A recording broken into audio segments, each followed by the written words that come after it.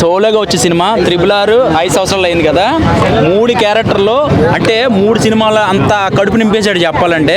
చాలా బాగుంది, బ్రహ్మాండంగా ఉంది. అక్కడ ప్రతి సీను శంకర్ గారు భారతీయుడు 2 తర్వాత చాలా కసిగా తీసినట్టు చాలా మామూలుగా అయితే లేదు. అండ్ యాక్టింగ్ అయితే మాత్రం ఆ షార్ట్లో తెలిసిపోతుందండి. ఈ సినిమా చాలా మందికి కనెక్ట్ అవుతుంది, చాలా మందికి. అంటే పిఠాపురం తాలూకా వాళ్ళకి బాగా కనెక్ట్ అవుతుంది, వేరే తాలూకా వాళ్ళకి కూడా బాగా కనెక్ట్ అవుతుంది. ఎందుకంటే అక్కడ మనం ఆ మైండ్తో చూడకపోయినా క్లియర్ కట్గా అర్థమైపోతుంది. ఎందుకంటే క్లియర్ పాలిటిక్స్ ఇది cinema and action cinema.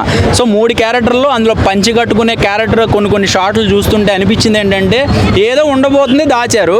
So బాగా పబ్లిక్ చేసేసింది ఏంటంటే యంగ్ క్యారెక్టర్ అండ్ కొన్ని ఫైట్ సీన్లు ఉన్నాయి కదా, అవి అయితే మామూలుగా క్లియర్గా ఒక స్టూడెంట్ క్యారెక్టర్ అనేది రివీల్ అయిపోతుంది, మనకు అర్థమైపోతుంది.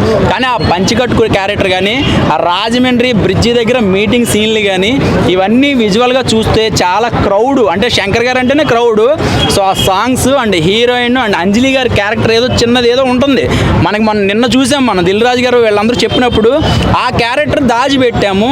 చాలా బ్రహ్మాండంగా ఉంటుంది. లాస్ట్ ఎమోషనల్ అయితే మాత్రం అదిరిపోతుందని చెప్పారు. క్లైమాక్స్ లో దిగుతాడు కత్తి పెట్టుకొని. అంటే యాక్చువల్గా ఎవరైనా మామూలుగా దిగుతారు, మనం చాలా హెలికాప్టర్ సీన్లు, ఎలివేషన్ సీన్లు చూసాము.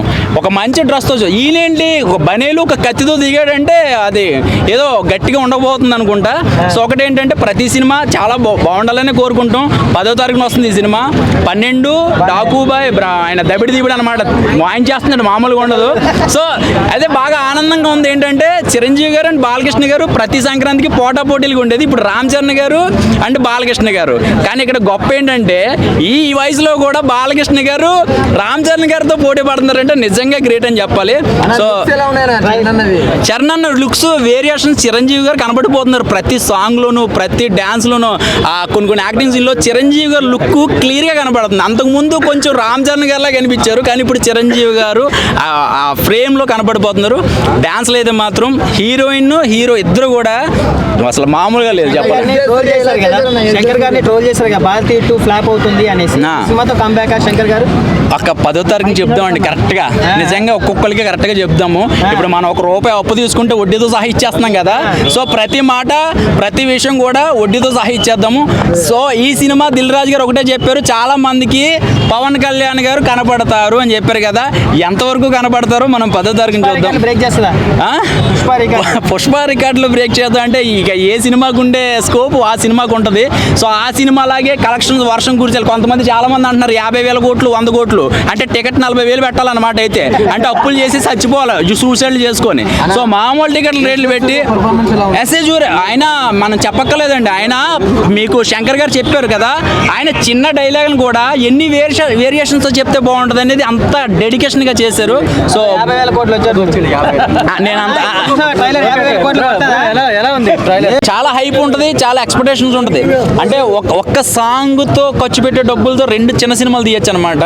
సో ఆ సాంగ్స్ కోసం మన దిల్ రాజు గారు చెప్పిన విషయాలన్నీ కూడా థియేటర్లో అంటే ప్రతి సినిమా సెల్ ఫోన్లో చూడొచ్చు, కానీ శంకర్ గారి సినిమా అనేది ఒక పెద్ద స్క్రీన్లో చూస్తేనే ఆ కిక్ ఉంటుంది అంటారు కదా. కానీ భారతీయుడు 2తో ఆయన ఎంతైతే డౌన్ అయ్యారో మళ్ళీ అదే ఎఫెక్ట్ ఈ మూవీ మీద కూడా పడుతుంది అని సోషల్ మీడియాలో బాగా ట్రెండింగ్గా మారిపోయింది, ట్రోలింగ్ చేస్తున్నారు. దీని గురించి ఏం చెప్తారు? సోషల్ మీడియాను ఇవన్నీ పట్టించుకోరండి. అక్కడ ఏంటంటే పెద్ద సినిమా, పెద్ద బడ్జెట్ సినిమా. భారతీయులు లాంటి సినిమాలు 3 ఫ్లాప్ అయినా శంకర్ గారి బ్రాండ్ అనేది తగ్గదు కదా. సో ఆయనతో సినిమాలు తీయడం మానేరు కదా. మీకు ఒకసారి చూడండి, పాన్ ఇండియా మూవీ సినిమాలన్నింటికి కూడా ఫస్ట్ పునాదేసింది మన శంకర్ గారే. అంత గ్రాఫిక్స్ కానీ లేదంటే టెక్నాలజీ ఒక 20 సంవత్సరాల క్రితం కూడా జీన్స్ సినిమా కానీ లేకపోతే అంతకుముందు సినిమాలు కూడా ఎంత టెక్నాలజీగా తీసారని మనం చూసాము. కానీ ఇప్పుడు అంటే రామ్ చరణ్ గారి సినిమా సోలోగా వచ్చి నాకు తెలిసి చాలా సంవత్సరాలు అయినట్టుంది. అంటే త్రిబుల్ తర్వాత ఆచార్య ఇవన్నీ కూడా సింగిల్గా రాలేదు కదా. సో ఇప్పుడు ఆ సింగిల్గా ఉన్న 3 క్యారెక్టర్లు అంటే 3 వేరియేషన్స్ మనం గేమ్ చేంజర్లో చూడబోతున్నాము. నాకు తెలిసి పండగకి ఒక అద్భుతం అనమాట. పవన్ కళ్యాణ్ గారు ఫ్రీ రిలీజ్ ఈవెంట్ ఎలా ఉంటుంది అనుకోవచ్చు? ఆయన గెస్ట్గా వస్తున్నారు. గత 5 సంవత్సరాల నుంచి ఆయన ఎటువంటి మీటింగ్స్ అయితే హాజరవ్వలేదు. ఇప్పుడు మెగా ఫ్యాన్స్ అందరూ ఇందులో కలిసే అవకాశం ఉందా? మెగా హీరోస్ కలిసి అవ్వడం వాళ్ళు ఎప్పుడు కలిసే ఉంటారు. మనమే అనవసరంగా దాన్ని నిద్రపోకుండా తలపొట్లు పెట్టుకుంటున్నాం, కానీ వాళ్ళు ఎప్పుడు కలిసే ఉంటారు. స్టేజ్ మీద ఇప్పుడు వచ్చి ఈ సినిమా మీదకి రాలి గత 5 సంవత్సరాల నుంచి చూసుకోండి, అదే గేమ్ చేంజర్కి మరొకసారి కనిపించే అవకాశం ఉందా? ఉంది, డెఫినెట్గా ఉంటుంది. అది కూడా ఇప్పుడు ఆయన ఏమో సినిమా పర్సన్ కాదు కదా, కాంపిటీషన్ కాబట్టి ఆ రోజు ఆయన ఖాళీ ఉంటూ వస్తారు.